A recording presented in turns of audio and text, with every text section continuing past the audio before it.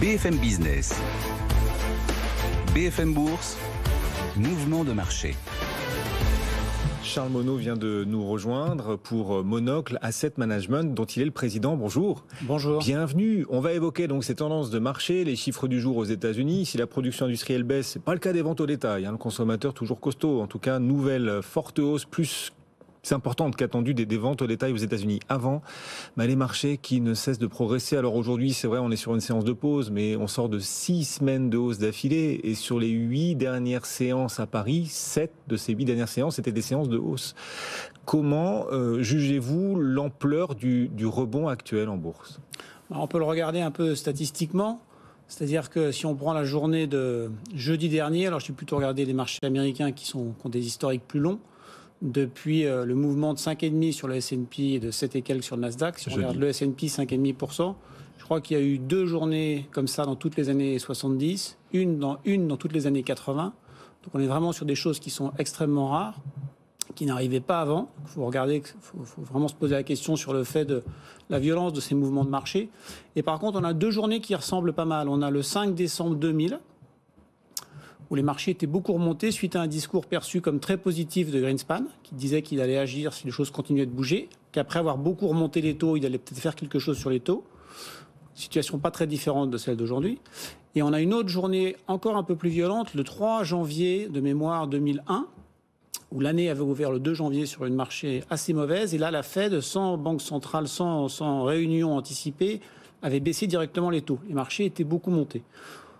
Je crois que ça avait pris 7 ou 8% dans la journée. On connaît la fin de l'histoire sur cette partie-là. Les plus bas des marchés, c'est 18 mois plus tard en 2002 et c'est 30 ou 40% plus bas. Donc attention, une hirondelle ne fait pas le printemps, c'est aussi l'idée. Je pense que là, on a vu Facebook annoncer qu'il licenciait du monde et couper un peu les coûts, alors que c'est une boîte qui gagne beaucoup d'argent. On voit Target qui annonce tout de suite une réduction de coûts.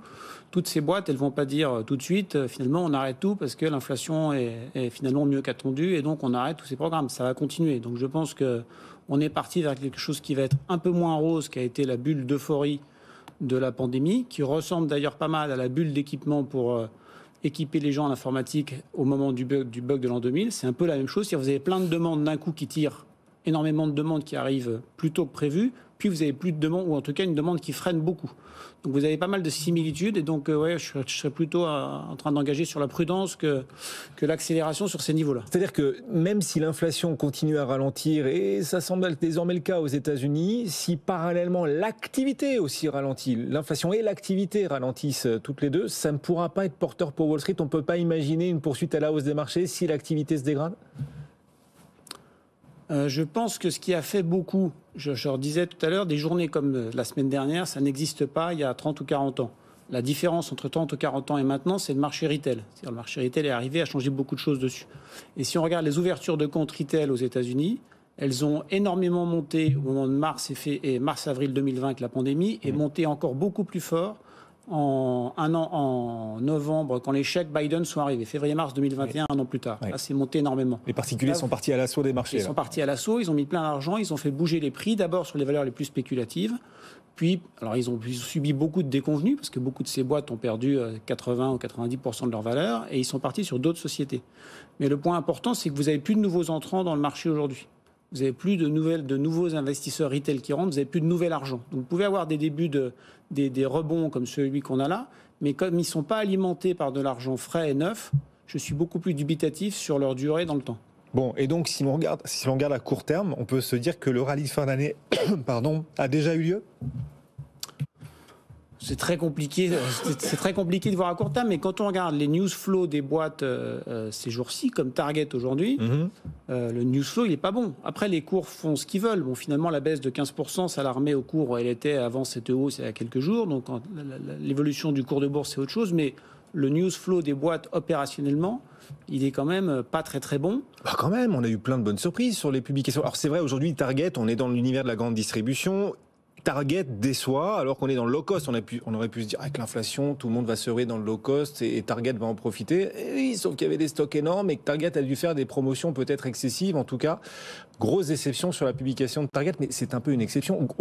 au global, les publications sont meilleures qu'attendues, Charles. Alors elles sont meilleures qu'attendues, mais elles montrent pas de croissance. Elles montrent pas des choses qui justifient des valeurs. Target aujourd'hui, avec la baisse de 15%, c'est 21 de PE. C'est beaucoup 21 de PE en fait. Alors quand on était à taux zéro, quelque part, si on divise par zéro, le PE normal, c'est l'infini. Donc on comprend qu'on peut payer un peu n'importe quoi, c'est un peu ce qui s'est passé.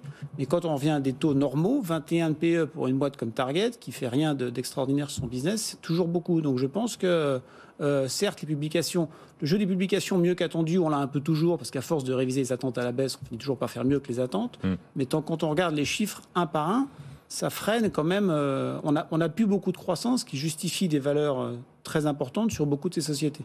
Donc la priorité pour l'investisseur doit être d'investir, de placer son argent plutôt dans le décoté, surtout éviter les valeurs, les secteurs qui affichent un price earning un petit peu excessif. Vous disiez target à 21, c'est trop. Elle est où la ligne de démarcation pour vous en termes de valorisation pour choisir tel ou tel secteur, tel ou tel profil de valeur quand on est investisseur? Alors je pense que c'est moins secteur et plus valeur par valeur, parce que dans les mêmes secteurs, il peut y avoir des choses qui sont très différentes. Je pense que faut regarder les multiples, en fait, regarder combien ça gagne. Déjà, regarder si ça gagne. Il y a encore beaucoup de boîtes de tout le secteur du cloud et toutes ces sociétés du Nasdaq qui valent entre 10 et 50 milliards, qui sont remontées de manière extrêmement forte, qui sont toutes déficitaires, qui gagnent toutes toujours pas d'argent. Ça va être compliqué de tenir ces business models sur le long terme si le financement commence à se raréfier. Je suis pas sûr que... Je vois pas du tout 2023 comme une année où il y a de l'introduction en bourse dans tous les sens. Donc je pense que là, ça va se compliquer beaucoup. C'est pas encore pris en compte, ça c'est pas encore suffisamment compliqué pour ces acteurs-là de la tech en bourse, qui ont quand même pas mal souffert. Et ils ont pas mal souffert là, mais on a beaucoup remonté depuis. D'accord. On a beaucoup remonté depuis, et vous avez toujours beaucoup de sociétés qui valent 20, 30, 40, 50 milliards de dollars, et vous regardez les comptes, c'est moins 200, moins 300, moins 400 millions par trimestre. Toujours pas de vert nulle part. Et ça va pas arriver si les clients de ces sociétés-là, c'est les grosses sociétés de tech, type Amazon, type Facebook, type Target, quelque part. Si toutes ces boîtes disent on est en train de réduire les coûts et de fermer les budgets, les autres vont pas progresser mieux. Donc s'ils n'ont jamais réussi, ne serait-ce qu'à gagner de l'argent dans des années totalement euphoriques comme 2021... Bon, Amazon, ils en gagnent. Pas beaucoup. Amazon, ils c'est ont... une machine à cash, quand même. Non. Ah non. Si vous regardez dans les comptes d'Amazon, alors j'y ai passé beaucoup de temps, en détail, en fait, les deux divisions, l'Amazon classique, vous et moi, on commande une brosse à dents sur l'Amazon, d'accord ? Ça perd de l'argent tous les trimestres, tout le temps. Ça n'a jamais gagné d'argent, ni en Europe, ni dans le monde international, ni aux États-Unis. Et le cloud ? Et le cloud, ça gagne de l'argent. Mais si vous regardez bien ce qu'a fait Amazon, ils l'ont fait 2 fois. Ils l'ont fait en 2018 et ils l'ont fait l'année dernière. Ils ont dit qu'ils augmentaient la durée de vie de leurs serveurs et ça a fait des gains papier. C'est-à-dire que ça diminue la dépréciation année par année. Ça a fait des gains papier extrêmement importants. Et c'est assez discutable. Pour donner un exemple, en fait, un exemple un peu différent, vous avez 3 grandes boîtes dans le cloud qui font le même métier. Vous avez Amazon, vous avez Microsoft, mais Microsoft, c'est une division un peu plus compliquée. Vous avez Google. Google perd toujours de l'argent sur son cloud. Ils annoncent tous les trimestres qu'ils perdent de l'argent. Donc moi, quand je vois un acteur aussi gros que Google, alors c'est pas le plus gros du secteur, mais c'est pas un petit, dire nous sur cette activité, on réussit toujours pas à gagner de l'argent, je suis assez dubitatif sur le fait qu'Amazon dégage là-dessus des marges énormes. Vous dites peut-être qu'il y a des marges mieux que celles de Google, mais ça m'étonnerait qu'elles soient énormes. Dans quoi est-ce que vous investissez du coup, ou vous évitez carrément d'investir en vous disant bah voilà, on a bien remonté la pente quand même depuis le début du mois d'octobre, plus de 11-12% de hausse sur le CAC, c'est pas mal. À Wall Street, la hausse est encore plus spectaculaire. Le chemin du rebond est fait, ou s'il reste encore un peu de chemin à la hausse, vous le jouez à travers des fruits peut-être un peu plus sucrés, un peu plus attractifs pour la suite à vos yeux en tout cas? Alors on est plutôt prudent quand même. C'est vrai qu'on a plutôt trouve que ce rebond est plutôt allé beaucoup plus vite que les fondamentaux non suivis. On essaie de prendre des choses un peu décorrélées.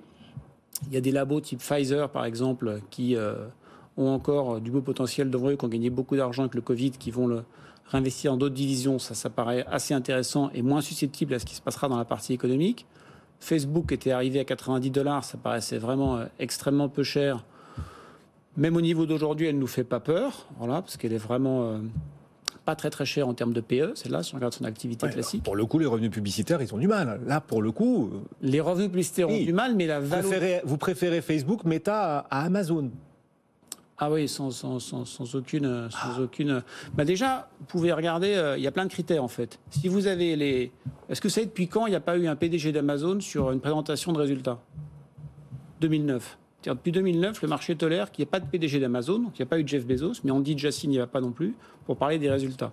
Sur les earnings calls de Facebook, vous avez Mark Zuckerberg, son directeur financier Weiner qui sont là à chaque fois, qui ont beaucoup de questions difficiles parce que Zuckerberg n'est pas tellement aimé et qui répond et qui défend sa stratégie. Donc déjà, moi, je trouve ça mieux en tant qu'investisseur. Donc investisseur, ça vous rassure. Et ensuite, en termes de cash flow, j'ai passé beaucoup de temps dans les comptes de Facebook et beaucoup de temps dans les comptes d'Amazon.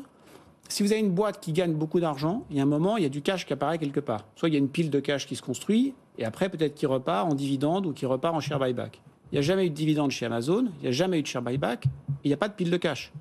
Il y a du cash et en même temps, il y a plein de dettes fournisseurs. Donc, il n'y a jamais eu de cash qui est vraiment apparu chez Amazon. Chez Facebook, il y a beaucoup de cash. Bon, intéressant le prisme par lequel vous abordez le marché. D'autres idées pour la suite? Alors, vous évoquer Pfizer, c'est ça, l'univers de la santé? Pfizer. Et alors, sur la partie taux, par contre, je reviens un peu à l'inflation.